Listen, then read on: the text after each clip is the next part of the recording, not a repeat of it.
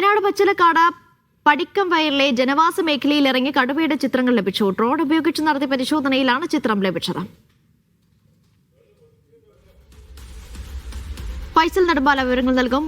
ഫൈസൽ, കടുവയുടെ ചിത്രങ്ങൾ ലഭിച്ചിരിക്കുകയാണ്. ഇത് എവിടെ നിന്നുള്ള ദൃശ്യങ്ങളാണ്? ഒപ്പം തന്നെ കടുവയ്ക്കായുള്ള തെരച്ചിൽ എങ്ങനെയാണ് ഇപ്പോൾ പുരോഗമിക്കുന്നത്? ഫൈസൽ, അനീഷ, രാവിലെ 9 മണിക്കാണ് ആദ്യം പടിക്കം വയലിൽ കടുവയെ കണ്ടെത്തുന്നത്. തുടർന്ന് വനംവകുപ്പിന്റെ നേതൃത്വത്തിൽ പരിശോധന നടത്തി ഉച്ചയോടുകൂടി തെർമൽ ഡ്രോൺ ഉൾപ്പെടെയുള്ള സംവിധാനം ഉപയോഗിച്ചുകൊണ്ട് തെരച്ചിൽ തുടരുകയായിരുന്നു. വൈകിട്ടോടുകൂടിയാണ് കടുവയുടെ ദൃശ്യങ്ങൾ പതിഞ്ഞത്. പടിക്കം വയലിൽ തന്നെ സ്വകാര്യ വ്യക്തിയുടെ കാപ്പിത്തോട്ടത്തിൽ നിന്നാണ് ഈ കടുവയുടെ ദൃശ്യങ്ങൾ വനംവകുപ്പിന് ലഭിച്ചത്. ദൃശ്യങ്ങൾ കിട്ടിയതുകൊണ്ട് തന്നെ വനംവകുപ്പിന് ആശങ്ക വർദ്ധിക്കുകയാണ്. കാരണം കടുവ ഇപ്പോഴും ജനവാസ മേഖലയിൽ തുടരുകയാണ്.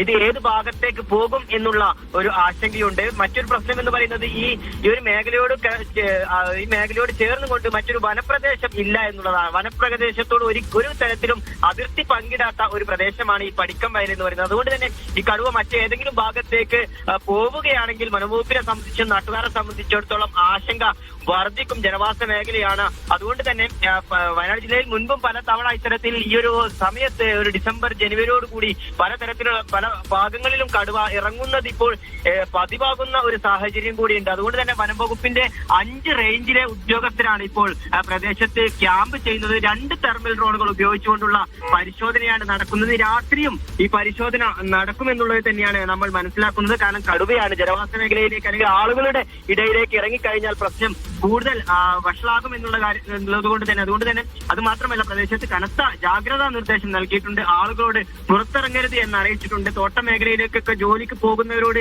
ഉച്ചയോടുകൂടി തന്നെ തിരിച്ചു വരാൻ ആവശ്യപ്പെട്ടിട്ടുണ്ട്. ഇനി ജാഗ്രത പാലിക്കാതെ ഈ ഒരു ഭാഗങ്ങളിലേക്ക് അല്ലെങ്കിൽ ഇത്തരം തോട്ടങ്ങളിലേക്ക് കടക്കരുത് എന്നതടക്കമുള്ള കർശനമായിട്ടുള്ള നിർദ്ദേശമാണ് വനംവകുപ്പിന്റെ ഭാഗത്തു നിന്ന് ഉണ്ടായിരിക്കുന്നത്. അനീഷ, ഏതായാലും കടുവയെ കണ്ടെത്താനുള്ള തെരച്ചിൽ അത് രാത്രിയിലും തുടരുമെന്നാണ് അറിയുന്നത്. ഏതായാലും ഈ പറഞ്ഞതുപോലെ തന്നെ ഈ പടിക്കം വയൽ എന്ന പ്രദേശത്തിന് സമീപത്തെങ്ങും വനപ്രദേശമില്ല. അവിടെ നിന്നും ഏതാണ്ട് 7 കിലോമീറ്റർ അകലെയാണ് ഈ വനപ്രദേശമുള്ളത്. അവിടെ നിന്ന് എങ്ങനെ ഈ കടുവ ഇവിടെ എത്തി എന്ന ചോദ്യമാണ് നാട്ടുകാർ ഉൾപ്പെടെ ഉയർത്തുന്നത്. ഫൈസൽ നെടുമ്പാലയാണ് വിവരങ്ങൾ നൽകിയത്.